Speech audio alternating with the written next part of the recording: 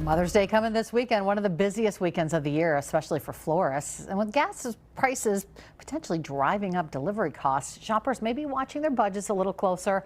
One Appleton flower shop says customers should not expect major price jumps, and there are plenty of other options too. Maria Parmigiani tells us what's new. Bob Aykens, the president of Memorial Florist and Greenhouses in Appleton, is gearing up for what he calls his favorite time of year, Mother's Day. Mother's Day is my personal favorite time of year. Aykens says shoppers are coming in for everything, from hanging baskets and patio planters to fresh cut bouquets, often as a family outing. It's beautiful out. Moms are coming in with their kids, picking out beautiful arrangements. Greenhouses are filled with hanging baskets, as you see behind me. And as costs rise in many industries, especially with higher gas prices, Aykens says they've seen some fluctuations, like delivery charges.